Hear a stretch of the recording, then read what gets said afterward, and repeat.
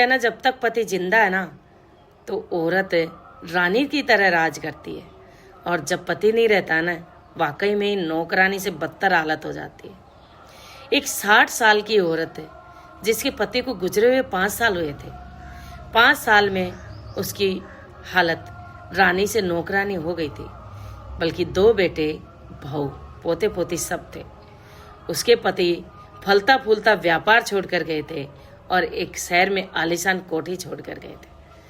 पति के जाने के बाद उसको बेटे बहुओं ने बेडरूम से उसको एक छोटे से कमरे में ला दिया था। उसको वाकई में ही उसके साथ नौकरों जैसा व्यवहार किया जाता था, पर वो सब कुछ सहन कर रही थी। कारण था क्योंकि उनके सिवा उसका और कोई नहीं था। अब जाए तो वो कहाँ जाए। हर रोज रोती थी अपने पति को याद कर कर, हर रोज कोसती थी अपने नसीब को कि भगवान मेरे से क्यों छीन लिया, मेरी ये बदतर हालत क्यों कर दी। पर वो इस चीज़ को समझते नहीं थे बेटे बहू। एक दिन ऐसा आया कि उन्होंने उस औरत को घर से बाहर धकेल दिया और धक्का देकर उसको बाहर निकाल दिया। कह दिया कि वृद्धाश्रम में चले जाओ। वो रोती रही पर वो नहीं माने। इतनी ही देर में एक आलीशान गाड़ी में एक विदेशी जोड़ा आया। उसने उस कोठी पर उतरकर एक चेक निकाला और चेक निकालकर कहा कि मुझे ये कोठी चाहिए और कोठी के साथ मुझे ये माँ भी चाहिए। आपको जितना अमाउंट भरना उतना भर लेना, 10 करोड़, 20 करोड़, 50 करोड़, जितने चाहिए उतने अमाउंट इसका ले लेना। तभी वो राजी हो गए क्योंकि उनको तो आफत काटनी थी। कलयुगी बेटों ने कुछ दिन की मोहलत उस कोठी में रहने की ले ली थी उस विदेशी जोड़े से, और अपनी माँ के मुंह पे ही धड़ाम से गेट बंद कर लिया।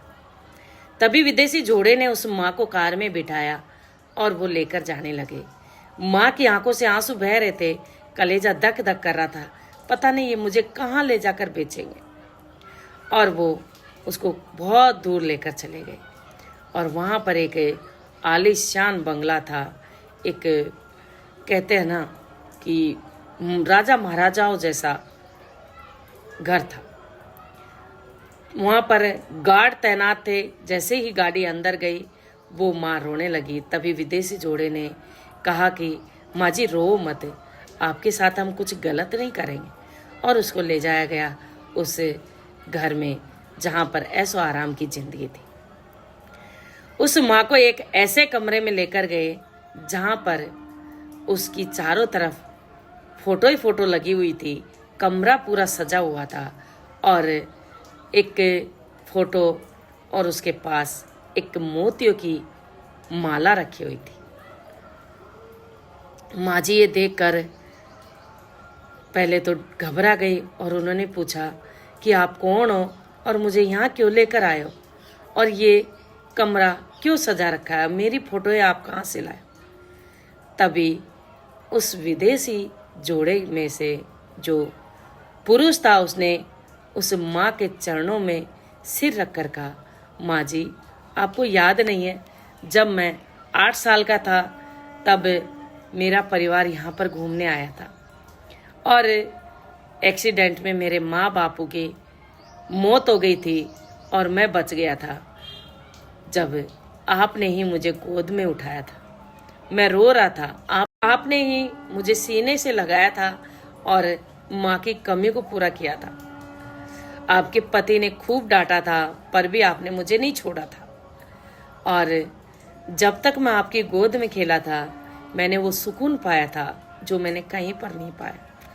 फिर मेरे कंट्री के लोग मुझे लेकर चले गए, मैं खूब रोया था पर उन्होंने मुझे नहीं छोड़ा। आप भी मेरे लिए बहुत तड़पी थी, मुझे पता है।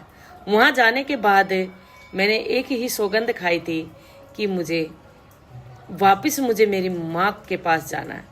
मैं जब भी बड़ा होऊंगा तो मैं कैसे भी करके वहाँ जाऊँगा।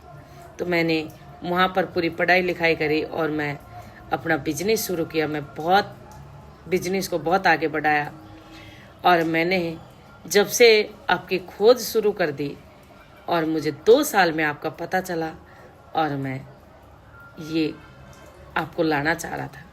भगवान ने मेरा भी साथ दिया कि आपके उन बेटों ने आपको निकालते वक्त मैं वहाँ पहुँच गया, नहीं तो क्या पता आपको मैं कहाँ ढूंढता और आप कहाँ ठोकरें खाती।